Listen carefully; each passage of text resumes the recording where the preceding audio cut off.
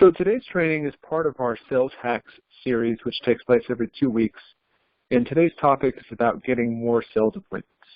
This seems to be something fairly important to everybody, mainly because it's a big challenge. And that's one of the areas that we want to help with. So when we look at training content and books, a majority of the training that's out there really focuses on closing the deal, which isn't a bad thing because without this one step, everything we do would be in vain. But I think most of us would agree that it's really that appointment setting piece which is the most challenging component in this sales cycle.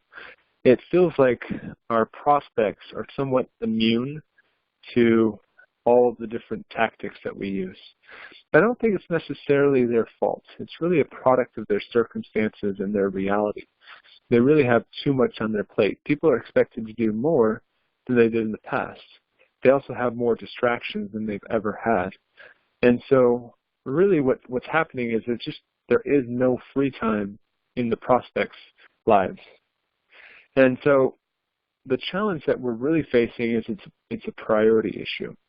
Our meeting just isn't a priority for them. The good news is today's strategy is going to talk about how to make that a priority. And there is a lot of great evidence that shows that they are capable of hitting the pause button and actually doing something else. In other words, there are other things in their lives that takes precedence over their daily workload, such as graduations, funerals, new births, getting sick. All of these take priority in their life. And what we're going to do today is we're going to talk about a specific strategy that will have equal value or somewhat close to equal value in order to have a priority high enough that allows them to take your sales appointment. But before we get into that, I just want to share with you a book that I'd like to recommend. It's called How to Get a Meeting with Anyone by Stu Heinecke. It's probably the best sales meeting book that I've ever read. It has a lot of good practical examples and ideas about getting appointments. And this is also a great alternative to either complement what we're talking about today or to replace that. And so this is a good strategy to look at, to definitely check out to help enhance what you're doing. But let's go ahead and get started. So the first step in this process of getting more sales appointments is we need to come up with 5 questions. We need to come up with the top 5 questions that our prospects have. And hopefully by this point, we've narrowed our prospects down to a specific niche. We're working with partners that work within the same realm, that know each other. And what that does is it makes these questions much more impactful and much more relevant for them. So some things to think about. Are there any new regulations within this space? Are there new competitors, new technology? Is there a customer shift taking place? Think about retail, what's happening there with Amazon. Think about Uber. Think about Walmart. Think about the restaurant space, the manufacturing space. There's always changes taking place, and your job is just to go figure out what are those changes, what are the questions that these prospects have. And that's going to take a little bit of research, but it's going to lead us to the next step, which is we're actually going to answer those questions, which isn't an easy task because they wouldn't be questions if they were easy to answer. But we're typically going to find the answers to these questions in 2 groups of individuals. The first of which is the customers of our customers. So what we want to do is we want to set up surveys, we want to set up conversations and interviews. We want to understand that group of individuals. Any information that you're able to glean from this group has substantial value to your prospects and creates some serious credibility. So this is a group of individuals you really want to understand well and use their insights and information to start answering some of these questions. The second group is going to come from the competitors of your prospects, because what you'll find is that everybody has a piece of the answer that you're looking for. It just hasn't been consolidated yet. And so your job is to go out and collect these puzzle pieces and start putting them together. And really what you want to do is you want to create an information enclave that allows you to have a monopoly on this information. And once you've started to formulate the answers to these questions, the next step is to actually create an article or a blog post that articulates what you've discovered. And so, although this isn't what actually generates the appointments, this does have some instant influential capital that you can use to help start generating appointments and create mind share and credibility among your prospects. So our next step is what we're going to do is we're actually going to consolidate each of the articles that we've written that address these 5 questions, and we're going to convert these articles into chapters of a book. And this is easier today than it has been in the past because there's a lot of publishers like Amazon that can make this process pretty easy. We're actually going to talk about this on our next call 2 weeks from today about the exact steps and details of how to formulate your book, but that'll be for another call. But the book is really the ultimate credibility tool. If you want people to take you seriously and accumulate influence, the book is the answer. It's really the equivalent of putting doctor in front of your name.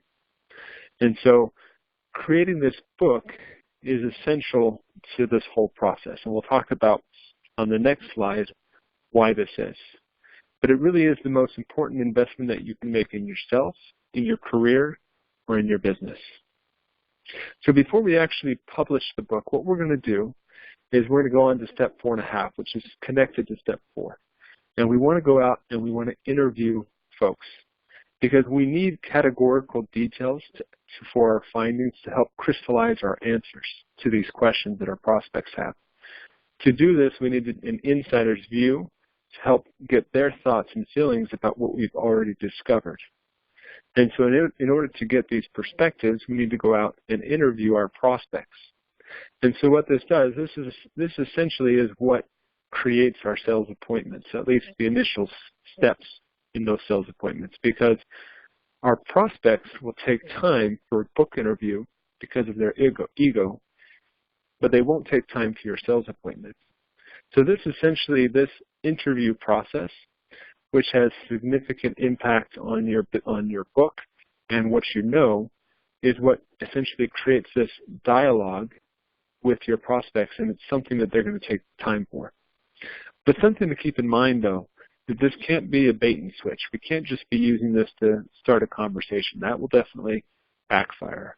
We really need to use this for what it is, which is to get valuable information that we can't have as an outsider on the answers that we've already found.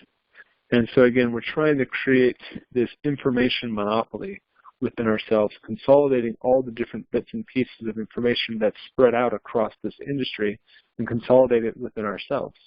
And the book is the physical evidence that this information has been consolidated within us. And it makes us the ultimate asset for this industry, because now we've pulled all this information together. We know what the top 5 questions are, and now we have the answers, and we have a single source for that. So the final step in generating these appointments, because we've already started the dialogue, but that doesn't necessarily mean that it's a sales appointment, but we've initiated that dialogue. So the second step in generating the appointments is what I call the thank you campaign. And because we now understand better than anyone else in this industry how to address the challenges that they're facing, you're now in the position to discuss how your technology fits into that equation. So they're really, because again, you've created this information monopoly within yourself. You understand the challenges, and you understand the answers to those challenges, which puts you in that position to actually address those questions, those challenges with the technology components that you sell and service. And that's part of the thank you campaign. So the thank you campaign is following up with everyone saying, you know what, I finished the book. I want to bring you a physical copy of it, and I'd love to take you out to lunch and share with you what I've learned from all of your competitors. And chances are they're going to take this appointment as well. So that's basically the equation for getting more appointments. But there are some additional benefits where you can develop some inbound appointments as well.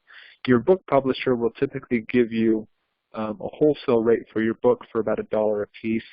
And because shipping rates are extremely cheap for books, it's pretty easy to use this as a marketing tool.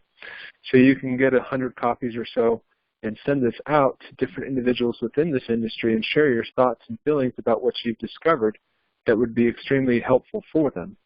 But before you send it out, I typically recommend adding a post-it note to the top of the book and saying something along the lines of, hey, see what your competitor said on page 43 about this such and such a topic.